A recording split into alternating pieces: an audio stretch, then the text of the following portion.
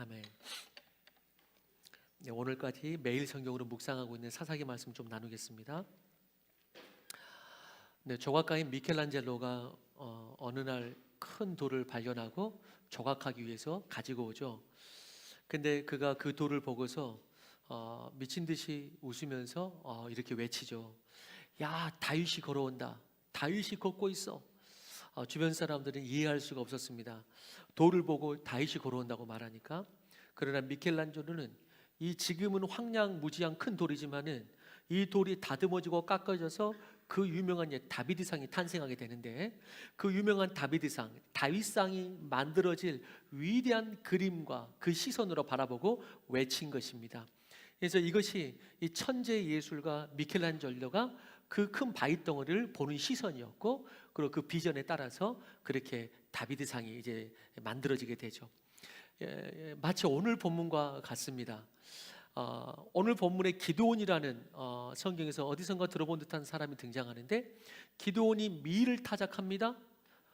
추수 때 밀을 타작하려면은 당연히 우리가 볼 때는 타작 마당, 넓은 곳에서 수레를 굴리거나, 그때 당시에는 타곡기가 없으니까 수레를 굴리거나 소 발굽, 말굽으로 타작 마당에서 해야 하지만, 오늘 기드온은 어디에 있냐면은 포도즙 틀에 숨어서 그 포도즙 틀에, 그 작은 틀에 숨어서 미디안이라는 적에게 뺏길까봐, 들킬까봐 초라하게 그 안에서 혼자서 타작을 하고 있습니다.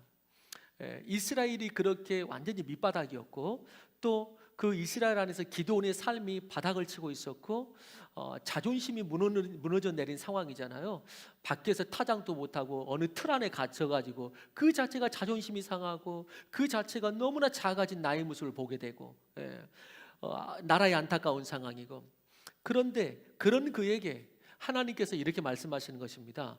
마치 미켈란젤로가 돌을 보고 다윗이 걸어온다라고 했던 것처럼, 이 작고 초라하기 그지없는 타작, 그 포도즙 틀 안에서 혹시나 들킬까봐 겁쟁이처럼 있는 기드온에게, 아무 쓸모없을 것 같은 이 작은 용기 없는 기드온에게 오늘 하나님께서 큰 용사야 이렇게 외칩니다. 큰 용사야 라고 외치며 그를 이렇게 부르십니다. 가장 작은 자처럼 보이는데 주님께서는 그 안에서 큰 용사를 보는 것이죠. 그렇다면 어떻게 그가 큰 용사가 될 수 있는가? 그것은 바로 이어지는 말씀에서 볼 수 있는데, 12절에 이렇게 나오는 것이죠. 12절에 큰 용사여 하고 난 다음에, 너에게 뭐 힘이 있기 때문에, 군대가 있기 때문에, 너는 창을 잘 다루기 때문에, 얼굴이 어쩌고 물질이 있고 이런 걸 말하지 않고, 큰 용사여 여호와께서 너와 함께 계시도다 이렇게 말씀합니다. 주께서 기드온을 지금 그의 모습과 어울리지 않는 큰 용사라고 부를 수 있었던 이유는 기드온이 뛰어나고 할 수 있어서가 아니라, 내가 너와 함께하여 이제부터 큰 용사를 만들어 가겠다는 하나님의 선포이죠. 그렇기 때문에 너희는 큰 용사가 될 수 있다. 내가 너를 통해서 일하겠다 이렇게 이야기하는 것입니다. 그리고 이어서 13절에서 기드온의 대답은 적극적이지 않습니다. 아직 그의 영적인 상태가 조금 드러납니다. 기드온의 대답에서 그의 삶의 모습은 아까 말씀드렸듯이 포도즙 틀 안에서 작고 초라한 모습이었는데, 그런 외적으로 초라할 뿐만 아니라 그의 내적인 신앙도 똑같았습니다.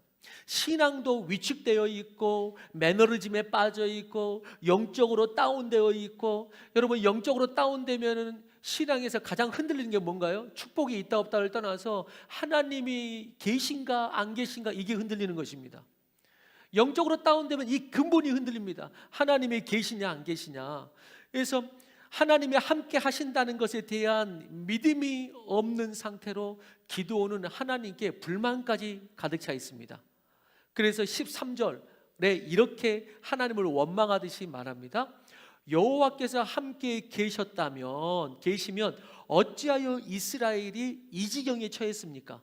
미디안의 압제와 그 안에서 농사도 제대로 못 짓고 어찌하여 이 지경에 처하게 되었습니까? 라고 말하면서 그는 옛적 우리 조상들이 우리에게 말해 주었는데, 여호와께서 많은 기적으로 우리를 종되었던 애굽에서 탈출시켜 주시고, 출애굽 탈출시켜 주시고, 그때 낮에는 뜨거운 태양을 가리는 구름 기둥으로, 밤에는 추위를 막는 불 기둥으로, 배고플 때는 만나와 메추라기로 우리를 인도해 내셨는데, 나는 그렇게 들었고 나는 그걸 믿는데, 그랬다고 했는데, 지금 그 모든 이적이 어디 있습니까? 지금 그 모든 그 증거가 어디 있습니까? 여호와께서 미디안에 우리를 넘겨주셨나이다, 이렇게 말합니다. 여호와께서 미디안의 손에 우리를 넘겨주셨나이다. 사실은 이제 앞뒤 저는 문맥을 하고 성경을 아는 사람은 다 알죠. 이게 적반하장이라는 것을. 자신들의 죄악으로 인해서 하나님을 본인들이 가나안 신을 섬기겠다고 세상 따라가 놓고, 본인들이 세상 따라가 놓고 거기서 망해 놓고, 이제 하나님께 왜 우리 가만히 놔뒀냐고, 하나님 어디 계셨냐고, 그렇게 결국 그렇게 밑바닥으로 내려가고 어려운 신세를 하나님께 책임을 돌립니다. 하나님께. 여러분, 그런데 이런 기도원의 모습이 많은 경우 우리에게도 있고, 그리고 이야기하고 또 상담하고 교인들의 상황을 듣다 보면은 이런 이야기를 의외로 많이 합니다. 그러니까 성경에 보면 제가 항상 그 말씀드리죠. 특별히 새벽기도 때는 항상 매일 분량을 읽기 때문에 그 말을 자주 하는데, 다 옛날 이야기가 아니고 돌고 도는 우리 이야기다, 죄인들의 이야기다. 근데 기도원의 이런 모습은 주변에도 많이 있습니다. 이런 것이죠. 예전에 청년 사역 좀 열심히 할 때 청년들을 상담하면서 황당한 기억들을 제가 말한 적이 있죠. 그중 하나가 자주 들었던 황당한 말이 뭐냐면은, 청년들이 한 1,000명 가까이 되었었으니까 이제 그 수많은 일이 일어납니다. 그 안에서 남녀가 모이니까. 그러면 당연히 연애의 일이 일어납니다. 그러면 사귀입니다. 어찌하여 사귀입니다. 그리고 사귀다가 어찌하여 헤어지게 됩니다. 그러면은 형제는 자존심 때문에 절대 사역자 얘기 안 옵니다.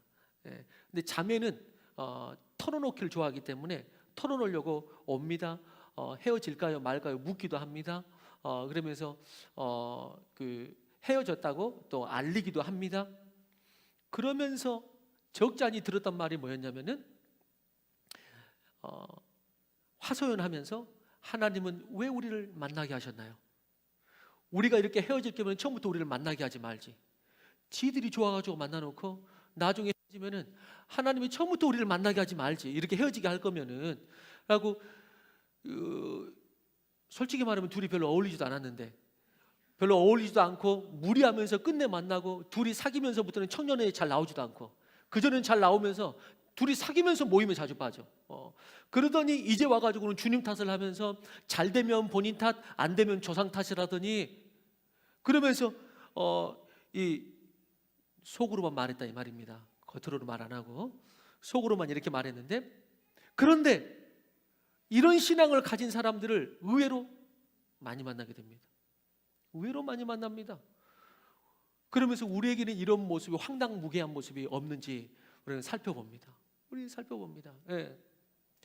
부모님들이 그러잖아요. 어렸을 때 애들이 커가지고 나중에 커가지고, 엄마 그때 왜 나를 학원을 안 보내줬어?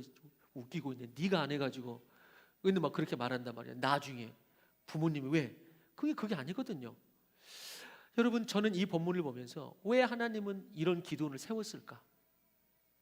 포도즙 틀에 숨은 작은 자, 그리고 용기 있게 나서지도 않으면서 불평을 하는 자, 용기 있게 나서지는 않으면서 불만은 있는 자, 신앙의 매너리에 빠져 하나님이 함께 하시는지 잘 모르겠다고 말하는 이 기도원을 왜 세우셨을까? 그러던 중 예수님의 모습이 생각이 났습니다. 예수님이 십자가 위에서 했던 기도가 생각이 났는데, 예수님이 십자가 위에서 십자가 7원을 했죠. 7가지의 말 중에서 가장 예수님답지 않는 말이 있죠. 예수님이 이렇게 인간적인 말도 하나? 그게 뭐죠? 엘리 엘리 라마 사박다니, 하나님 하나님 어찌하여 나를 버리셨나이까. 아니, 예수님이 이런 말까지 하냐? 하나님께서 나를 버리셨다고 그런 고백까지 하나? 담대하게 이렇게 지시면 되는데, 여러분, 그렇지만은 우리는 그 말은 예수님께서 불신앙한다거나 하나님을 부인하거나 하나님이 나를 정말 구원할 능력이 없나, 이런 불신앙 때문에 고백이 아니라는 것을 알죠. 예수님은 십자가에서 내려오실 수도 있고, 십자가에 달리신 것도 자의로 달리신 것이지 힘이 없어 끌려간 것이 아니고 자기가 그 길을 간 것이죠. 그런데 다만 예수님은 우리의 구원을 위해 끝까지 십자가를 지시고 그런 그 가운데에 이제 하나님 어찌하여 나를 버리셨나이까?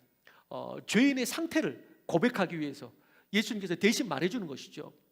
저는 이 말씀이 생각나면서 기드온의 하나님을 향하여 이 불신앙처럼 들리는 하나님은 어디 계셨습니까? 말리 십자가에서 예수님이 나를 버리시나이까? 똑같은 말이죠.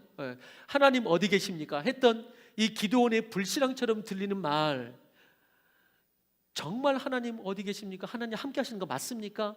라는 이 투정 같은 고백 속에서 오늘 저는 기드온의 믿음을 보고 적극적인 믿음은 아니지만 그 안에 믿음이 있다.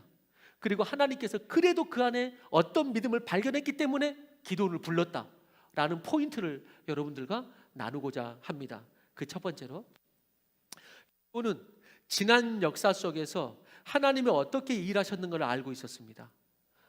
그 하나님이 충분히 이스라엘을 구원하시고 승리하시는 분인데 어디 계셨냐고 하는 것은, 그러면 어디 계셨냐고 하는 것은 당신이 역사하시면은 분명히 달라졌을 것인데, 무슨 말이죠? 그러면서 그는 이런 믿음의 투정을 하면서 그가 이렇게 말하죠. 하나님께서 지금까지 역사하셨던 모든 역사를 말하죠. 하나님께서 이렇게 역사하지 않았습니까? 출애굽 가운데 하나님은 충분히 하실 수 있는 분이지 않습니까? 온 세계를 창조하시고 역사하는 능력이 하나님이십니다. 그런데 어찌하여 두고 보셨습니까? 어찌하여 두고 보실 겁니까? 기도는 하나님을 부인하거나 이스라엘을 구원하기에 역부족인 분으로 보는 어떤 불신앙적 고백을 하는 것이 아니고, 그런 것 같지만 그 안에는 어떤 마음이 있다면 하나님이 없으면 이스라엘이 존재할 수 없다는 것을 고백하는 것입니다. 만약에 기드온이 우리가 군대만 있었어도, 우리가 물질만 있었어도, 내 세상에서 예를 들어서 여러 가지 가운데 내가 얼굴만 잘났어도 이런 것들을 말하지 않고 기드온은 뭐라고요? 기드온은 그런 거 말하지 않고 하나님이 안 계셔서 우리가 이렇게 되지 않았습니까? 하나님 어디 계셨습니까? 그 출애굽시켰던 그 능력이 하는 그런 하나님이 있었다면 우리가 이렇게 되지 않았을 것 같은데 라고 말하는 것입니다. 그래서 그 구원하신, 그 인도하신 능력의 하나님이 어찌하여 우리를 버려두십니까? 여러분, 하나님으로부터 하나님에게 아무것도 기대하지 않는 것보다 그분 앞에 나의 상황을 말하고 주여 힘듭니다, 혹은 주여 어디 계십니까? 당신이 있지 않으면은 다른 거는 아무것도 아닙니다. 어떤 의미에서는 정말 교회 나와도 잘 못 드리는 높은 기도예요. 다른 것이 있어도 당신이 없으면 아무것도 없습니다. 다른 것이 없어서가 아니고 당신이 없어서 내가 지금 이 어려움과 어떤 상황 가운데 있습니다. 놀라운 고백이나 다름없죠. 교회 다니면서도 이 기도하기 쉽지 않은 사람들을 많이 보게 됩니다. 여러분, 이 믿음의 투정, 아무튼 간에 우리가 그분 앞에 하나님 앞에 주여 힘듭니다, 혹은 주여 당신이 계셨더라면, 불신앙 같지만 또 그 안에 기대가 있는 것 같은 이 기도라도 할 수 있다면 하나님은 우리를 만지실 줄로 믿습니다. 하나님은 우리의 연약함을 다시 한번 쓰시려고 세우실 줄로 믿는 것입니다. 하나님이 이에 말씀하십니다. 너의 손으로 이스라엘을 구하라. 이제 기드온에게 말하는 것입니다. 내가 너를 보낸 것이 아니냐? 그렇다면은 네가 이 일을 한번 해봐라, 이렇게 말하는 것입니다. 네가 이 일을 해라.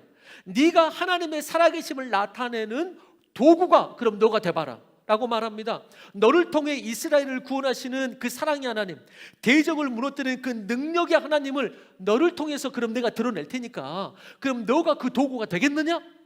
라고 말씀하십니다. 하나님은 지금도 이런 사람을 찾으십니다.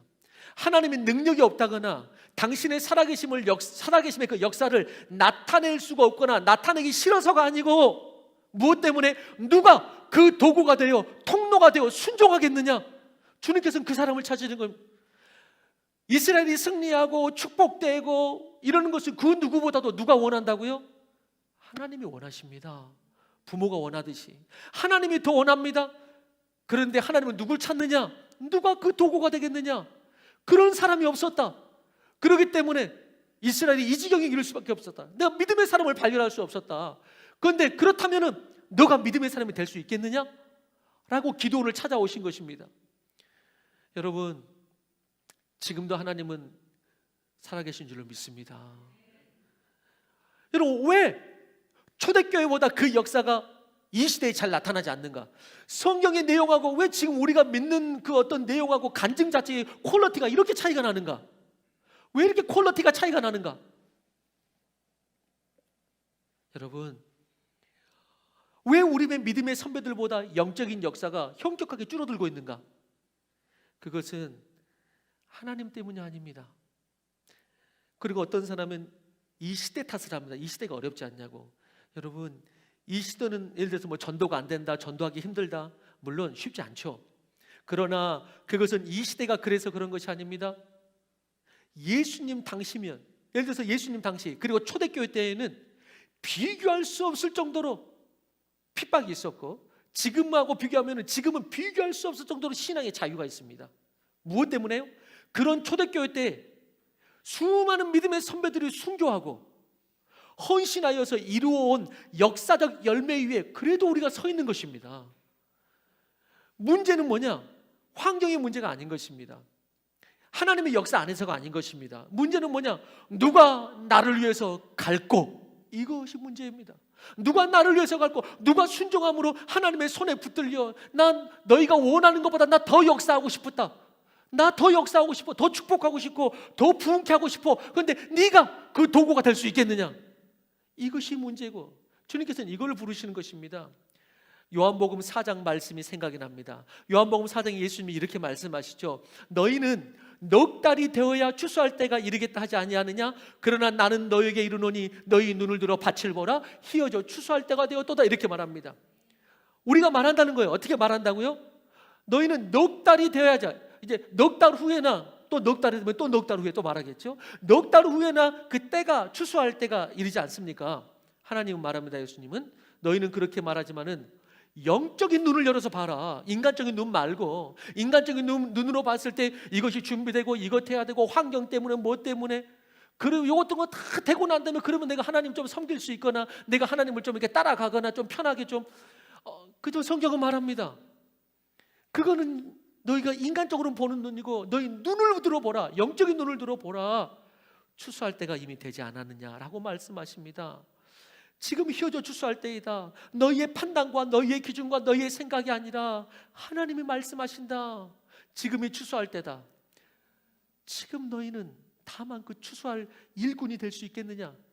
여러분, 부흥은 우리가 원하는 것보다 하나님이 더 원하십니다. 그래서 마태복음 9장에는 이렇게 말하는 것입니다. 마태복음 9장 37절과 38절 앞에 있습니다. 같이 읽어봅니다. 시작.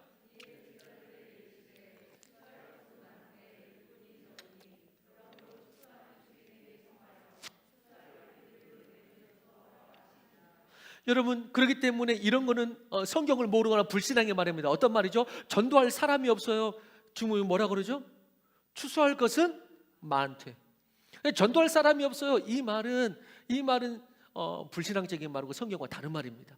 여러분, 추수할 것은 많습니다. 주님께서는 이 추수를 요즘 표현을 하면 부흥이겠죠. 부흥 주님께서 시켜주십니다. 원하십니다.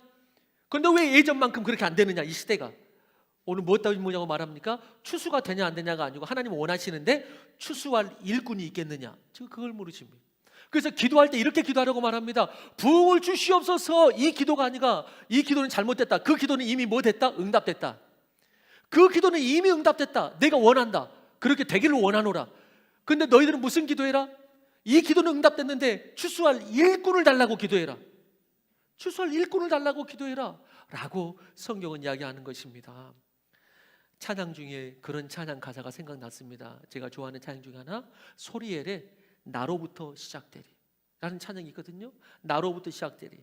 가사 중간에 이렇게 나옵니다. 주님을 크게 보는 믿음 가지고 세상에 나타내리 주의 사랑을, 주의 꿈을 안고 일어나리라. 선한 능력으로 일어나리라. 이 땅의 부흥과 회복은 바로 나로부터 시작되리. 이렇게 나옵니다. 여러분, 바로 나로부터 시작되리. 아까 전반부에 뭐라 그랬죠? 주님을 크게 보는 믿음 가지고, 주님을 크게 보는 믿음 가지고 바로 나로부터 시작되리. 여러분, 어떤 사람이 큰 사람이라고요? 주님을 크게 보는 사람. 그 사람이 큰 사람입니다.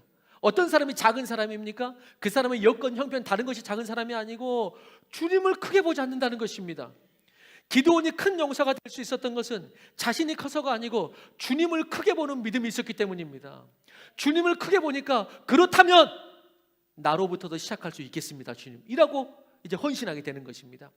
주님보다 세상을 크게 보고 주님보다 돈을 크게 보면 거기에 종이 되는 것입니다. 그러나 우리 믿음의 사람들은 말 그대로 왜 믿음의 사람이라고 말합니까? 우리를 왜 믿음의 사람이라고 말합니까? 우리가 믿는 것이 돈이나 명예나 세상의 어떤 것이 아니라 주님이 가장 크게 보이니까 그 사람을 믿음의 사람이라고 하는 것입니다. 그래서 믿음의 사람의 특징은 한 가지입니다. 예전에는 세상이 크게 보였는데, 돈이 크게 보였는데 지금은 주님이 크게 보인다. 그렇기 때문에 믿음의 사람인 것입니다. 주님이 크게 보인다. 그러니까 믿음의 길을 가는 것입니다. 근데 믿음의 길을 가지 못하는 이유는 뭐라고요? 주님은 요만큼밖에 안 보여. 때로는 잘 보이지도 않아. 그런데 돈이 이렇게 크게 보이는 거야. 그러니까 뭘 믿는 거죠? 돈을 믿는 거죠. 그러니까 그 길 따라 가는 거죠. 크게 보이는 것 따라 가는 거죠. 명예 따라 가는 거야. 세상에 그 어떤 것 따라 희락 따라 가는 거야. 왜? 그게 크게 보이니까. 근데 주님이 크게 보이면 그걸 따라가는 것입니다. 그 사람을 뭐라 그런다고요? 말 그대로 그걸 믿음이라고 그래요. 아, 그게 믿음. 그래서 믿음이 들어왔구나 이렇게 말하는 거예요. 믿음이 들어와, 믿음의 사람이죠. 바로 나로부터 시작되리. 그것이 하나님이 기뻐하시는 신앙의 자세입니다. 그것이 이 믿음의 사람들이 지금까지 한국교회를 섬겨왔고 그 헌신의 그 걸음 위에 우리가 지금 서 있는 것입니다. 그 헌신의 걸음 위에 당신이 서 있는 것입니다. 여러분, 또 우리 교회도 마찬가지고 그 믿음의 사람들이 있었기에 그래도 지금 여기까지 온 것입니다. 고 하영조 목사님이 그렇게 말했다 그랬잖아요. 고 하영조 목사님이 교회에서 교인들에게 이렇게 교육시키고 권면하면서 교회에 무슨 일이 있다, 일거리가 있다, 심전을 내서 지나가는 쓰레기가 하나 있다. 그러면 다른 사람들은 그것이 자기 눈에 걸리적거리지 않는데 왜 내 눈에는 교회가 왜 저거 안 하고 뭐 하지라고 눈에 걸리적거린다.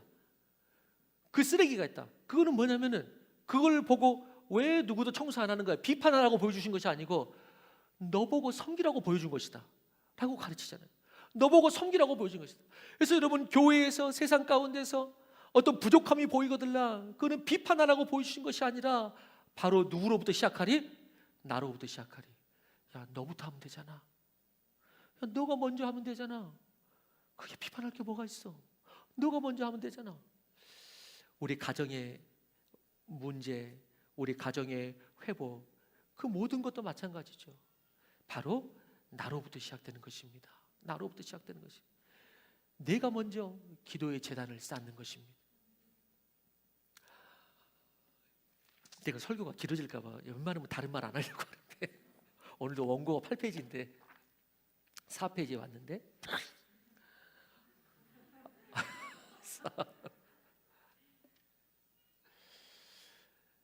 여러분, 저도 용기가 별로 없어가지고 의외로 제가 기도원 같은 모습이 있어요. 제 틀에 숨고도 싶고, 틀 안에 들어가서 나나 잘 살자 이러고도 싶고, 내 먹을 것만 타져가면 되지 뭐 내가 다른 사람까지 먹여 살린다고 내가 밖에서 타져가고. 근데 때로 성도들을 보고 기도하고 계속 생각해요. 여러분들 한 사람 한 사람이 일주일 동안에 꼭 한 번은 제 머릿속에 여러분들이 들어온다는 사실을 알면 됩니다. 들어오지 말라 그래도 들어와. 때로는 좀 안 들어왔으면 좋겠는데 막 들어와. 문 열고 막 들어와. 그러면 생각해 그 영혼을. 그리고 한 자리라도 기도를 해. 주님, 어떻게 하면 좋습니까?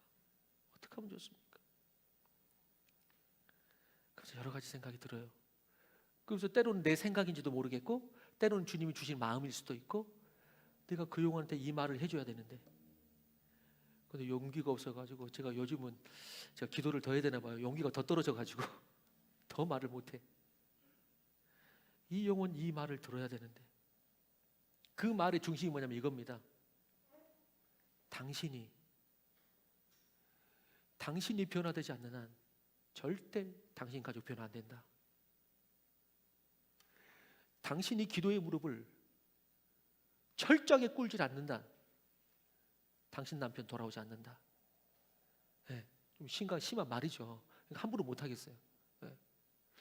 당신이 정말 하나님께 기도하지 않는 한 하나님께 나로부터 시작되리 마음으로 하지 않는 한 그 시간이 조금 더 지속될 것이다 라는 말을 때로는 하고 싶어요.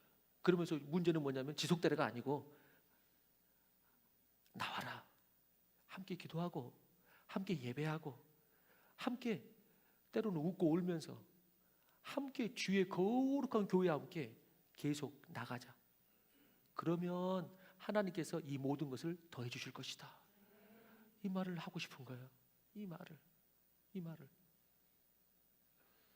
한국 교회가 TV에 나오고 교회 위상이 떨어지고 한국 교회 때로는 한국 교회 소망이 없는 것 같고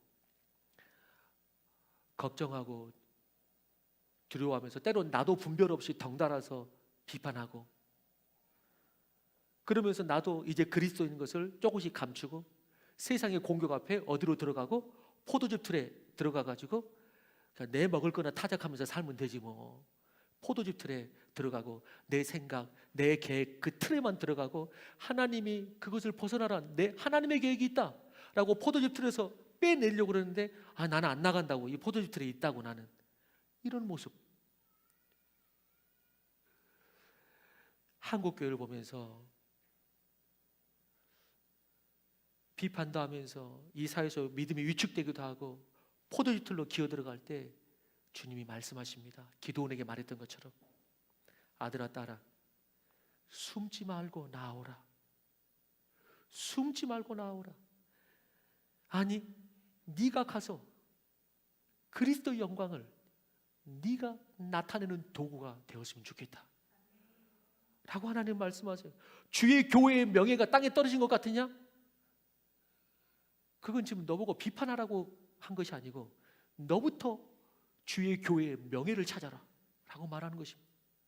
너부터 그리스도인으로서의 그 가치 있는 그 무게의 그 명예, 가벼운 거 말고 그 가치 있는 그 무게, 그거를 그리스도인 한 사람, 나부터 너부터 그렇게 찾아야 되는 것이다 라고 하는 것입니다. 그래서 주님께서는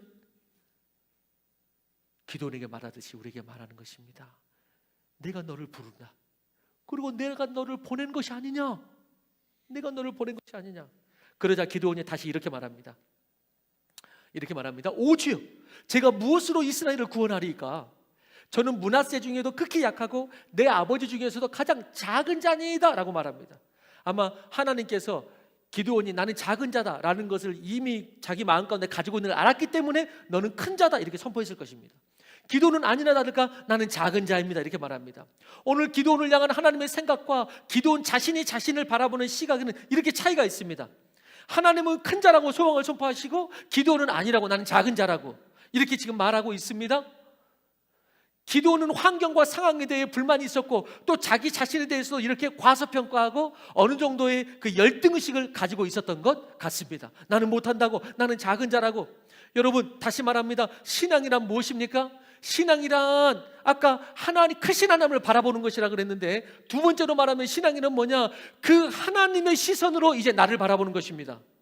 그게 신앙입니다. 크신 하나님을 바라보는 것, 그리고 그 크신 하나님의 시선 안에서 나를 바라보는 것, 그것이 바로 신앙인입니다. 그게 신앙에 달라지는 것이죠. 하나님의 생각에 나의 생각의 방향과 비전의 크기를 맞춰가는 것입니다. 하나님의 생각에 나를 맞춰가는 것입니다. 그런데 우리는 때로 믿음의 여정 가운데에 두 종류의 사람을 발견하게 됩니다.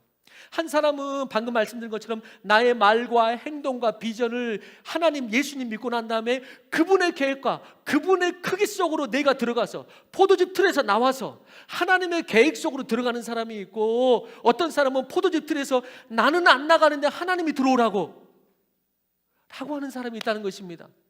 나는 안 나가, 겁도 나고 그렇게 헌신할 나는 마음도 없고 용기도 없고, 그러니까 나는 이 틀에 있을 테니까 하나님이 들어오십시오 라고 말하는 경우가 많습니다.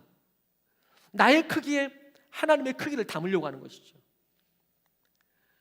그래서 나를 하나님께서 이루려고 하시는 하나님의 의도와 계획과 또 하나님이 도우시는 이게 있는데, 이것을 자꾸 내 포도주 틀 안으로 축소시키고 하나님이 포도주 틀로 들어오라고 그리고 하나님의 뜻을, 그 크신 하나님을 너무나 작은 하나님으로 만들어서 믿는 자들이 있다는 것입니다. 너무나 작은 하나님으로 만들어요. 그래서 기도 제목을 때로는 나누고 듣다 보면은 하나님은 너무 작은 거예요. 하나님은 너무 작은 거예요. 하나님의 그 위대하신 하나님이 너무 협소한 하나님으로 바뀐 거예요. 협소한 하나님으로. 여러분, 그러나 감사한 것은 뭐냐면 하나님은 그럼에도 불구하고 기도원 안에 있는 요만한 믿음을 봤습니다. 요만한 믿음을 보고 다시 이스라엘에게 기도원에게 찾아오셔서 큰 용사여라고 불러주신다는 것입니다. 저는 이것을 뭐라고 표현하고 싶냐면은 하나님의 과분한 은혜다, 이렇게 표현하고 싶어요. 과분한 은혜다. 기도원이 지금 그럴 위치가, 그럴 지금 감이 아니거든요. 근데 과분한 은혜죠. 저를 목사라고 불러주신 것을 저는 항상 생각합니다. 과분한 부르심이다. 나를 불러주신 것은 과분한 부름이다.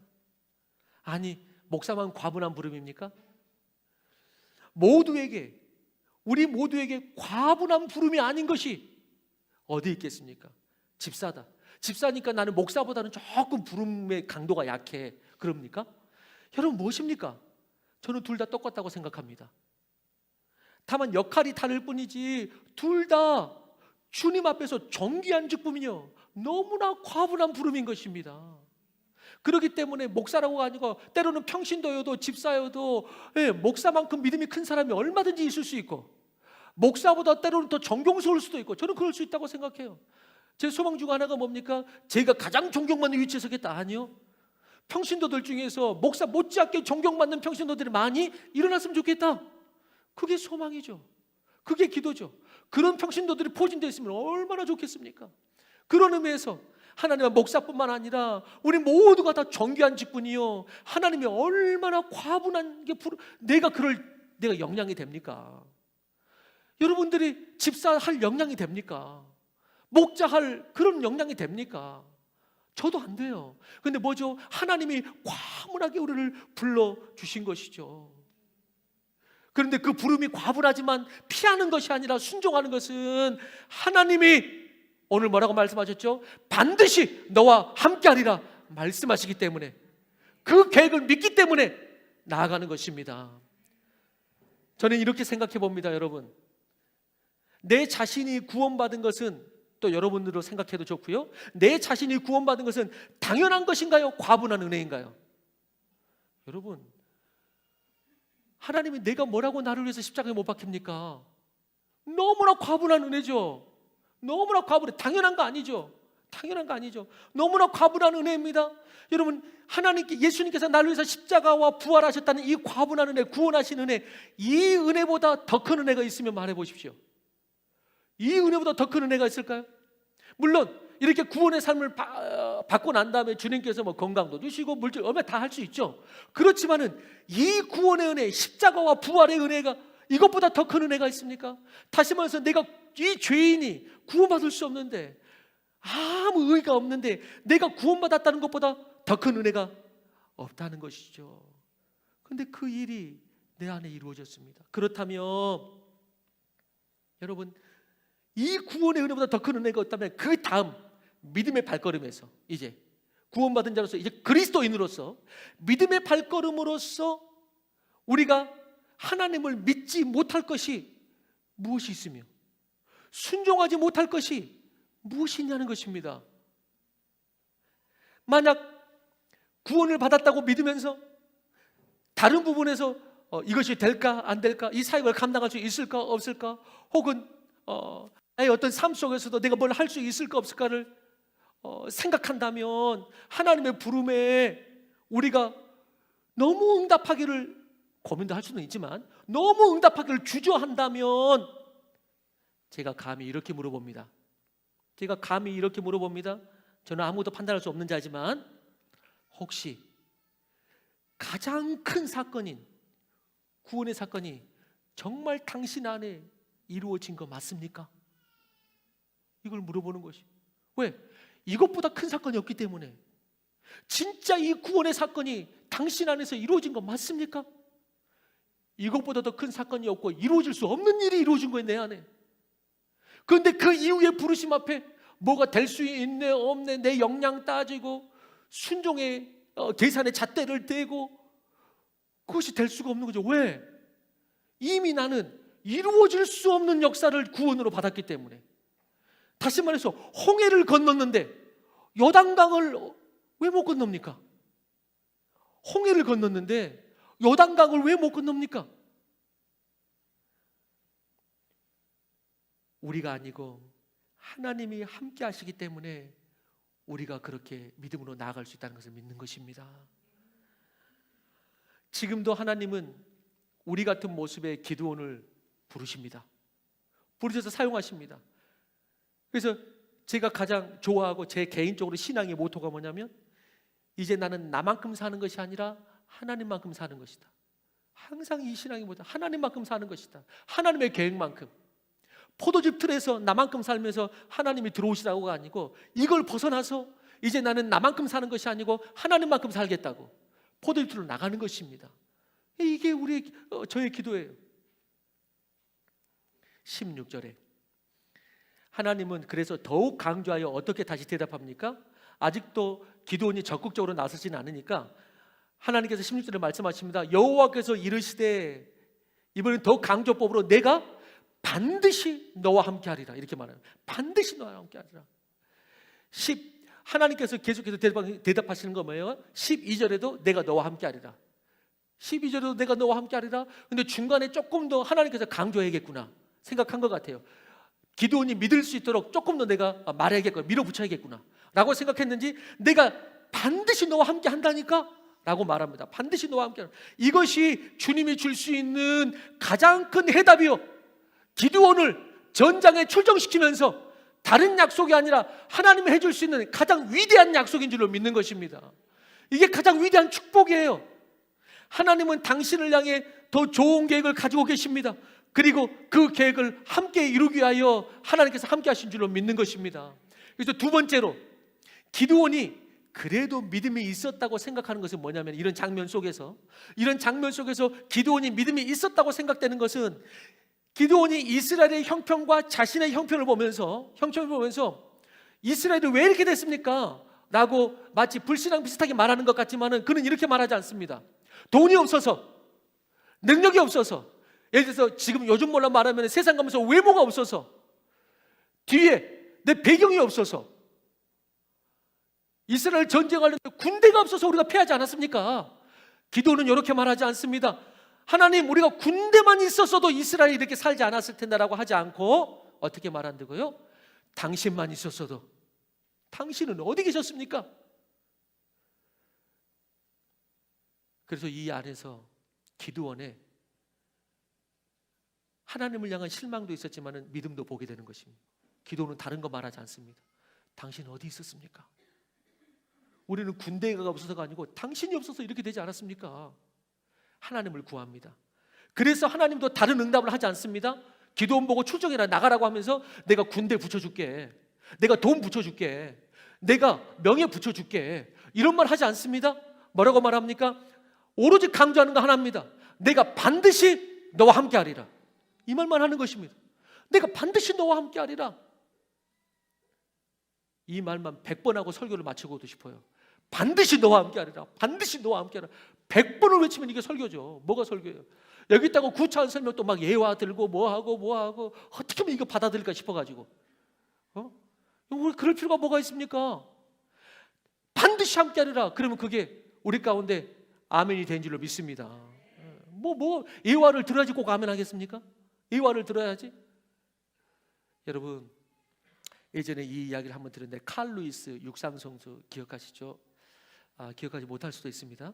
88 서울올림픽 때 나온 육상선수이기 때문에 칼 루이스 100m 달리기 금메달을 획득했고 88할 때 여러 올림픽에서 9개의 금메달과 1개의 은메달을 땄고 세계 육상선수권대회에서 8개의 금메달과 총 10개의 메달을 획득한 미국 육상의 신화입니다. 칼 루이스. 특히 그가 최고의 육상선수가 되기까지 흥미로운 일화가 있는데 그가 살았던 도시는 교통지옥이라 불릴 정도로 교통상이 최악이었습니다. 그래서 칼 루이스는 차를 안 타고 모터사이클을 타고 다녔습니다. 그러던 어느 날 도둑이 와서 모터사이클을 훔쳐갑니다. 얼마 후 이제는 자전거를 삽니다. 돈이 없으니까 자전거를 사가지고 출퇴근을 합니다. 근데 그것마저도 도둑을 맞습니다. 이후에도 여러 번 자전거를 그래서 샀지만은 잃어버립니다. 화가 난 루이스는 다시는 이제 오토바이와 자전거를 아예 사지 않겠다 라고 하고 다짐하면서 대신에 12km, 왕복 24km를 출퇴근으로 매일 뛰어다닙니다. 24km를 매일 뛰어다닙니다. 그런 결과 그는 세계 제1의 달리기 선수가 되었다고 말합니다. 그래서 훗날 올림픽에서 금메달을 획득한 후에 인터뷰에서 칼 루이스가 이렇게 말하는 것입니다. 어떤 도둑도 달리기만은 훔쳐갈 수가 없었습니다. 이렇게 말하는 것입니다. 어떤 도둑도 달리기만은 훔쳐갈 수가 없었습니다. 예전에는 이 비유를 제가 들었었습니다. 어떤 설교 때 이 비유를 들으면서 설교를 했는데, 그런데 지금 다시 생각하면서 이 비유가 칼 루이스 말에 그때는 감동했다가 이 비유가 틀렸다.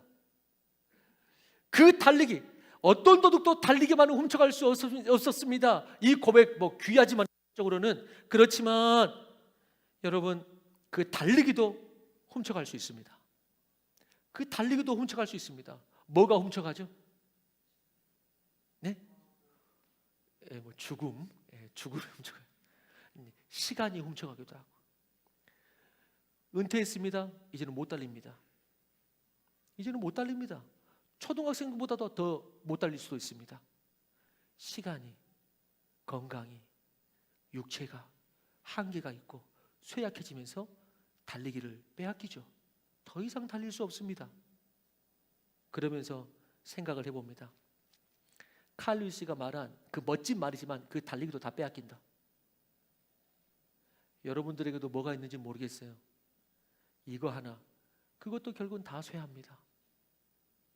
그러나 나에게 있는 모든 것을 도둑 맞아버린 것처럼 내게 이제 남은 것이 아무것도 없다고 생각될 그때라도 어떤 도둑도 나와 함께 하시는 하나님은 훔쳐갈 수가 없는 것입니다. 아니, 그 하나님이 결코 나를 놓지 않으시는 줄로 믿는 것입니다. 하나님은 오히려 나이가 들면 들수록 동행이 깊어지고 하나님을 더욱더 묵상하게 더 알게 되고 그 누구도 훔쳐갈 수가 없는 것이죠. 그래서 사사기 7장 20절, 우리가 오늘 본문으로는 6장을 봤는데 7장 20절에 이제 구체적으로 그 기드온이 전쟁터에 나가면서 승리하면서 이렇게 말합니다. 그의 승리하는 그 싸움의 그 승리의 원인을 이렇게 표현합니다. 7장 20절에 보면 이런 표현이 있습니다. 여호와와 기드온의 칼, 이렇게 말합니다. 여호와와 기드온의 칼이 승리했다. 지금 칼을 들고 싸우는 자는 누구냐면은 기드온이 지금 칼을 들고 있어요. 근데 성경은 그것은 기드온의 칼 때문이 아니라 무엇이라고 말하냐면 여호와와 기드온의 칼, 한마디로 하나님이 함께 하시는 기드온의 칼, 이렇게 말합니다. 여호와께서 해주시는, 함께 해주시는 기드온의 칼, 그래서 그 칼이 승리를 거둔 것입니다. 우리의 삶을 그렇다면 그렇게 말할 수 있지 않겠어요?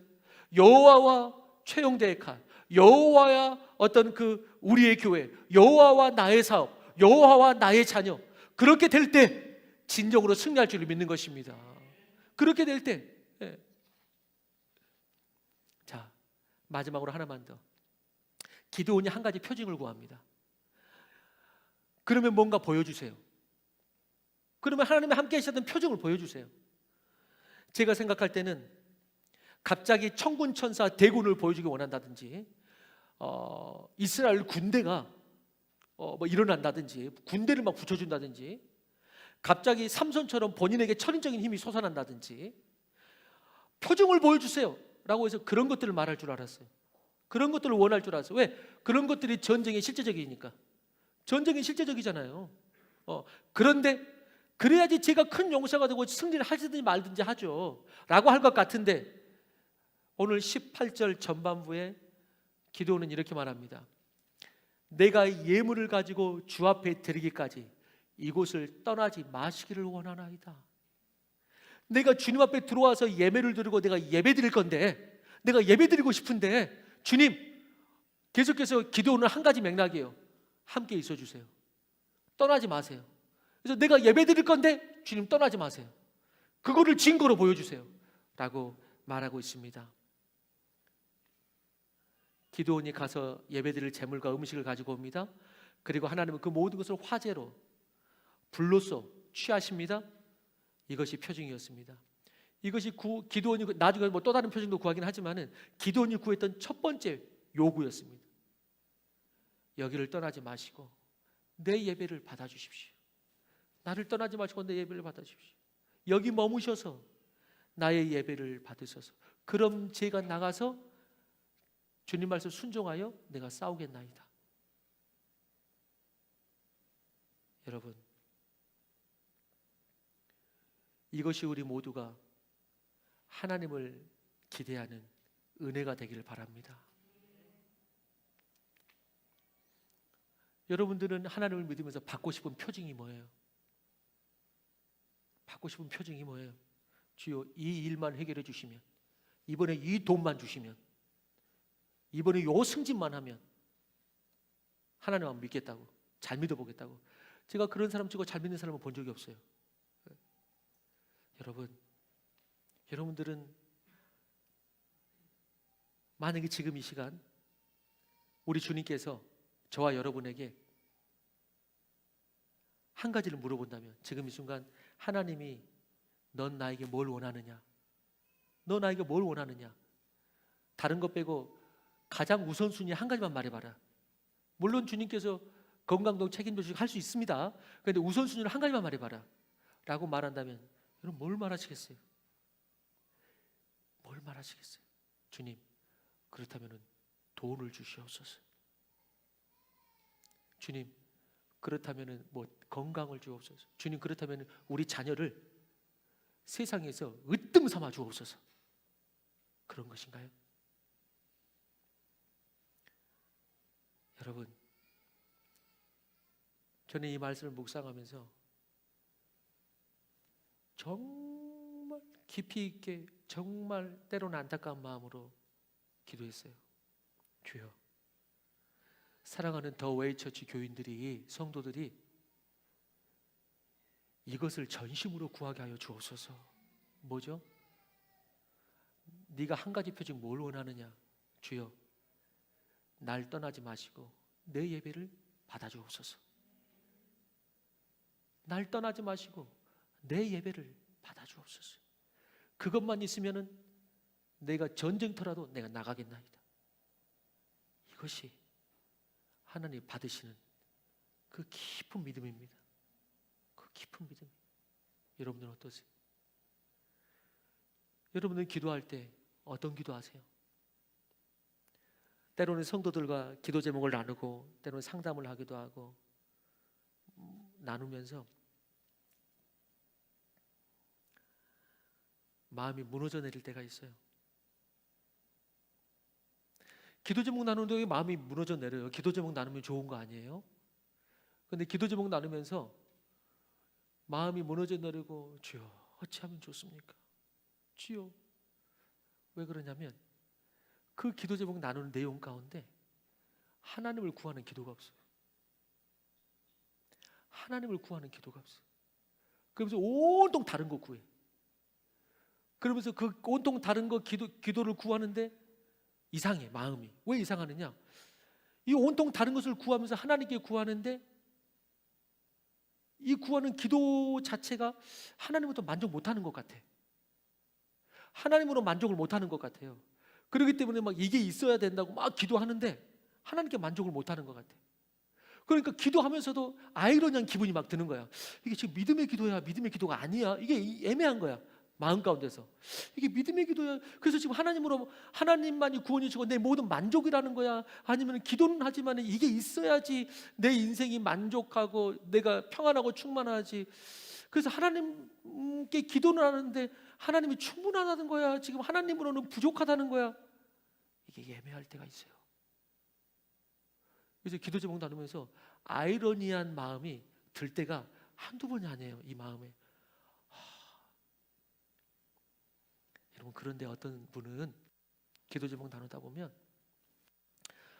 우리가 지난주도 금요일 날 지선자매 간증 받죠. 기도 제목을 나누는데 뭘 구하냐면은, 주여, 내가 하나님을 만나고 하나님을 깊이 있게 보게 하여 주옵소서. 그러면서 무슨 기도까지 했었죠? 지선 전도사가 그 만남을 위해서 고난이 필요하다면 주여 고난 주셔도 됩니다. 고난을 주셔서라도 그렇다면 제가 하나님 만나게 하여 주옵소서. 그 사람 보면 무슨 생각이 딱 듭니까? 그리스도인이구나. 아, 이 사람 그리스도인이구나. 이 생각이 딱 듭니다. 거부할 수 없는 그리스도인이구나. 여러분,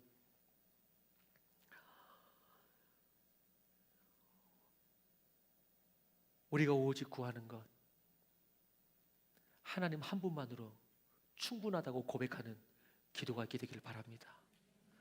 그래야지 나머지 기도도 효력이 있습니다. 그래야지 효력. 왜? 먼저 그 나라와 그 의를 구하라. 그러면 나머지 것도 받게 될 것이다. 그래야지 나머지 기도도 힘을 발휘해요. 이 중심 기도가 있어야지. 근데 이 기도가 없이 이것만 하잖아요.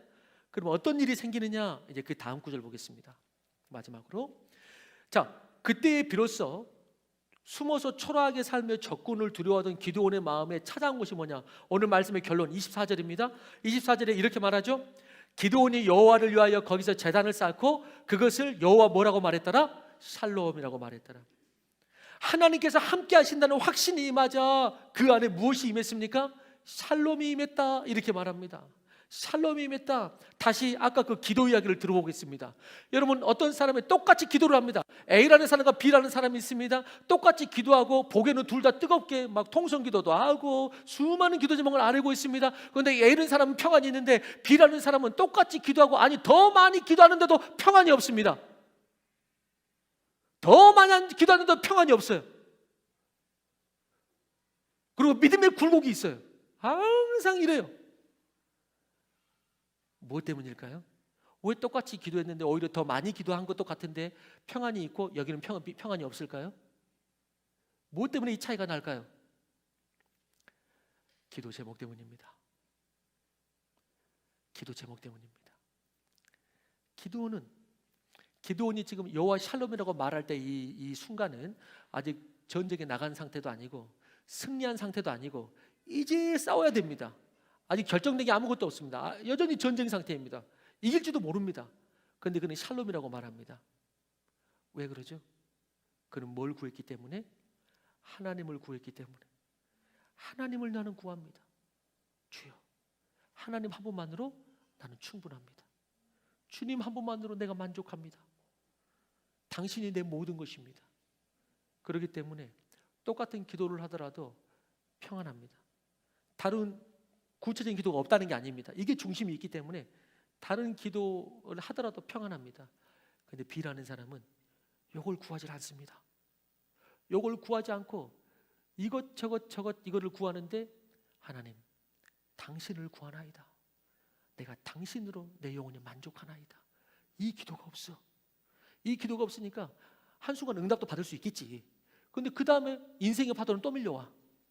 또 그것 따라 기도했더니 응답도 받을 수 있겠죠. 그 다음 순간 인생의 파도는 또 밀려와. 평안이 없어요. 똑같은 기도를 하는데 평안이 없어요. 그런데 기도는 오늘 왜 여호와 샬롬을 외쳤느냐? 그 제단을 쌓았느냐? 주님, 당신이 함께하여 주옵소서. 당신이 나와 함께하사 이 예배를 받아 주옵소서. 이것이 내가 전장터에 나가기 전에 당신께 구하는 나의 표징이나이다.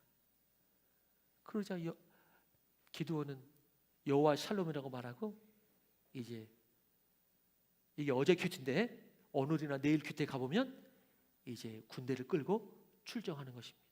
군대를 끌고 출정하는 것입니다. 여러분, 영의 눈을 열어서 보시기 바랍니다. 지금 이 자리에 하나님이 함께 하신 것을 여러분 느끼십니까? 지금 내 옆에 저 친구 앉아있네. 여러분, 저 친구 안 봐도 됩니다. 내 옆에 하나님이 계시다는 것을 그 실제로서 여러분 느끼고 계세요. 완전히 다른 것입니다. 완전히 다른 것이. 오늘 이 자리에서 하나님의 함께 하심을 알고 이 자리에서 일어설 때 우리 가운데 여호와 샬롬으로 일어서게 되기를 주로 축원하는 것입니다. 온전히 예배드리고 하나님의 함께 하심을 확신하며 살렘의 마음으로 나아갈 때 삶의 전장터에서도 그 샬롬이 있는 사람이 승리할 줄로 믿는 것입니다. 나아가서 우리를 통해서 기도원을 통해서 이스라엘을 구원했던 것처럼 그 누군가를 구원하는 위대한 도구가 될 줄로 믿는 것입니다. 오늘 예수님께서 여러분들에게 저같이 작은 자에게도 말씀하십니다. 아까 제가 무슨 부름이라고 그랬죠? 예? 과분한 부름. 예. 설교를 잘 듣고 계셨네. 과분한 부름. 과분합니다. 여러분들이 지금 여기서 예배 드리는 것이 내가 나오니까 나온 거지. 아니요. 과분한 은혜 가운데 이 자리에 계신 줄 믿으시기 바랍니다. 과분한 줄 아십시오. 그런데 어떻게 그 하나님을 실망시켜드리고 예배를 나오네 안 나오네, 하나님께 순종하네만 해, 어떻게 그럴 수가 있습니까? 그 과분한 은혜를 받고 그 과분한 은혜에다가 내 모든 것 들어도 뭐 하나이다? 부족하나이다. 부족하나이다. 이게 그리스도인입니다. 이게 그리스도인입니다. 하나님께서 저와 우리같이 작은 자에게 오늘 말씀하십니다. 기도원에게 똑같이 말했던 것처럼 우리가 작은 자인 거 저부터도 잘 알죠. 여러분도 잘 아실 거예요. 그런데 주님께서 말씀하세요.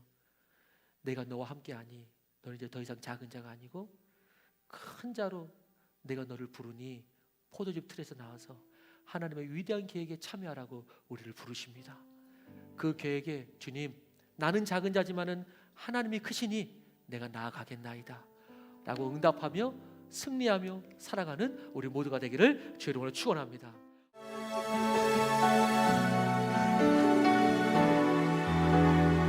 하나님 아버지, 이제는 그저 세상에서 구하던 것, 교회 와서 구하는 정도의 수준이 아니고 하나님을 구하는 모든 성도들 되게 하셔서 진정한 승리, 진정한 축복, 흔들리지 않는 평안을 알 수 있고 누릴 수 있도록 역사하여 주옵소서. 이 시간에 다른 무엇보다도 나는 주님만으로 만족하고 주님만을 사랑하며 나는 하나님을 구한다고 구하는 사랑하는 성도와 각 가정이 하나님의 크신 사랑과 예수 그리스도의 은혜와 성령님의 동행하심이 영원토록 함께 하시기를 간절히 축원하옵나이다.